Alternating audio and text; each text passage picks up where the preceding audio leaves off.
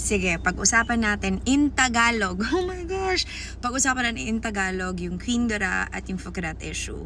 Gumawa ako ng video kanina na binisaya ko. Ngayon itatry ko na buong Tagalog para mas maintindihan ng mga Tagalog ko na followers or kahit mga bashers man dyan.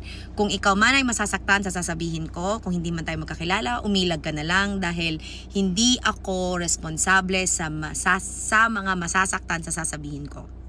Okay lang po sa akin na ipapalabas nyo na ako yung masamang tao. Sanay na po ako na ako yung laging napipinta. Ako ang laging nagiging masama dahil ako ang laging nasisiraan. Diba? Or sinisiraan. Okay. Mas okay sa akin yun dahil mas nawawala sa buhay ko ang mga tao na hindi ko gustong pagsilbihan, mahalin, bigyan ng oras. Mas nakakatuwa na ang tingin nyo sa akin ay masama para hindi ko na kayo kailangang i-please.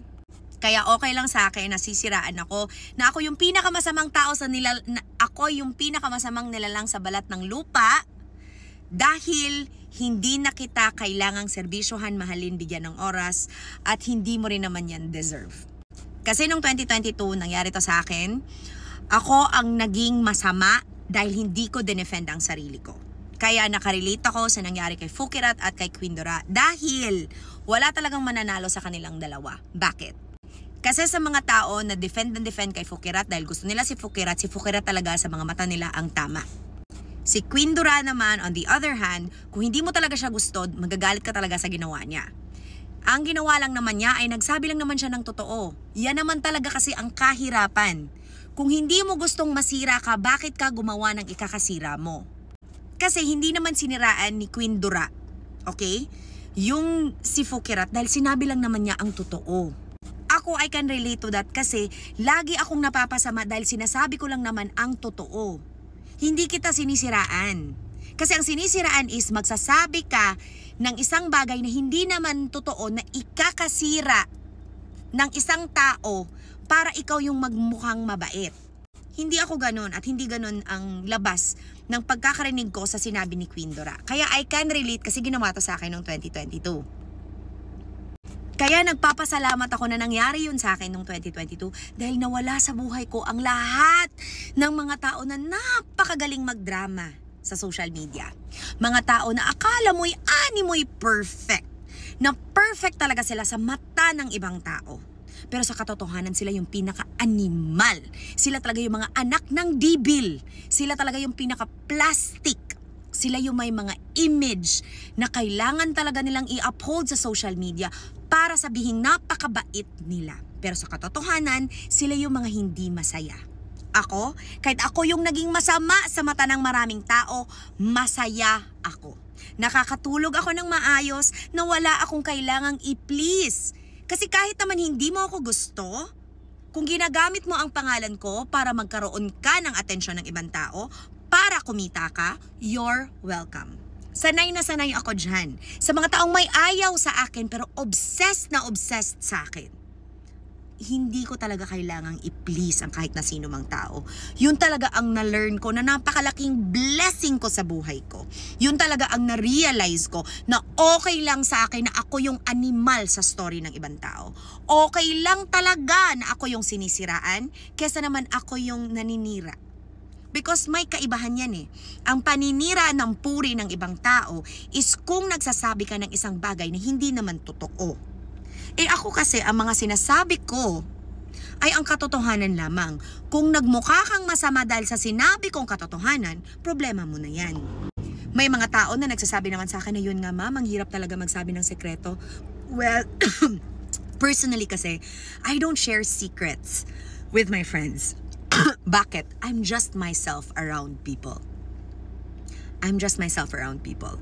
Siguro lang talaga, ang naging lesson ko lang talaga, ang naging bagay na binago ko talaga is ayoko nang mag-please ng tao. Kung hindi mo ako gusto, problema mo yan. Wala akong pakialam. Kahit mas stroke ka man dyan, sige, magdala ka lang ng requirements, bibigyan pa rin kita ng assistance.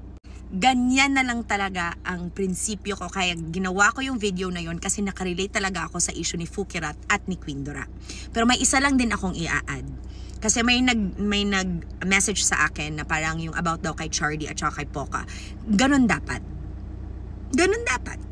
Ganun ang nangyayari kasi kung kayong dalawa, you mutually agree that your friendship is more important even if you're no longer friends or you're no longer collaborating. Ako kasi ang nangyari sa akin, ginawa akong masamang tao para sila magmukhang mabait. Ginagawa akong masamang tao dahil hindi ko rin naman ine-explain ang sarili ko. Hindi ko rin inaaksaya ang oras ko na i-defend ang sarili ko. Mas gusto ko yung mag-iisip kayo na peste ako para hindi kayo lumapit sa akin. Para hindi ko po problemahin ang problema nyo. At masaya din ako na pinost ng ex ko yung medical legal na, 'di ba, nasira yung mukha niya dahil syempre nilambing ko siya ng style ko. I deserve. Salamat at pinost na yon na sirang-sira yung mukha niya dahil nilambing ko siya. Kasi at least nawala sa buhay ko yung mga lalaking wala ring kwenta. Kasi po nananakmal akiz. Diba? Magkakamali ka sa akin, may gagawin kang masama sa anak ko, ikakamatay mo yan, wag mong gawin. Okay? Kaya yan. Ito lang naman talaga yung gist ng message na to, pero binisaya ko lang kanina. Okay? Okay na okay talaga ang buhay. Pag ikaw ang masama sa mata ng ibang tao, kung alam mo naman sa sarili mo na hindi ka talaga masama. Okay lang talaga na sinisiraan ka kesa sa ikaw ang naninira. Okay? Kahit sabihin ng mga tao yung pinaka-worst na kung anumang insulto sa'yo, kung hindi naman totoo, it doesn't matter. It does not matter. Kasi kahit na anumang sabihin nilang paninirang puri sa'yo, if it isn't proven in court, then it doesn't hold water. Naiintindihan mo ko? Sa mga nagsabi na, Ma'am, gawin mo namang Tagalog, yun lang yun. Okay ang buhay ko since 2022 na nawala sa buhay ko ang mga taong totoong animal. Masayang-masaya ako na okay lang, Ma'am, ito daw yung sinabi sa'yo, Ma'am, ganito ka daw kasama. Go lang, maniwala ka. Para hindi kita kailangang i-please. Para kung may mga blessings man sa buhay ko, hindi ka kasama sa hatian.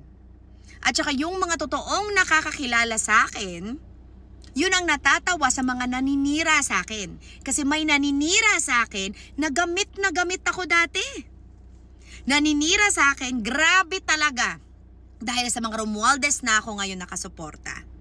At dahil nga, di ba, ume-eksena siya at ginagamit ang pangalan ko, hiyang-hiya naman ako dahil sa akin siya nakikitira dati. Tinulungan ko pa nung kinasuhan siya ng cyber libel, ako pa naghanap ng abogado, ako pa naghanap na magkaroon siya ng trabaho para mabayaran niya yung acceptance fee ng kung sino man magiging abogado niya. Imaginin mo ha, gagawa-gawa siya ng storya about sa akin ngayon sa social media, pero kilala niya kung sino ang pamilya ko at ano ang background ko sa Butuan City. Pasensya na po talaga sa pinaglalabas nyo na buhay ako dahil sa mga Romualdez. Nakakahiya naman ho yun, dahil hindi pa naman ho Romualdez si Ma'am Yeda, ay customer na ho namin siya sa mga supermarkets po namin sa Butuan City. Nagkakaintindihan po ba tayo? Kaya natatawa ako sa taong ito na sirang-sira. Gamit na gamit ang pangalan ko sa paninira sa akin. Galit na galit siya dahil nag-flex ako ng mga kagamitan. Bakit? Mag-a-adjust ba ako para sa'yo kung ikaw naman tong walang angkan na mayaman? Bakit ako mag-a-adjust para sa'yo kung wala ka namang lola, wala ka namang mama, at wala kang kapatid na mayaman? Eh ako meron, I will not adjust for you. Diba? Because ang buhay ko, hindi mo buhay. And I'm not adjusting for you. Kung hindi mo ako gusto, then why the fuck are you so updated sa buhay ko? Diba? Kasi ganun na, baliktad na ang buhay ngayon, be. Kung sino pa may ayaw sa akin, yun pa yung napaka-updated. At akala mo namang sasabihin ng totoo, no. They're gonna twist everything, they're gonna lie about me. They're so obsessed about me. Bakit? Let me remind you, kahit anong hila nyo sa akin pababa, that's where I am, on top of you guys.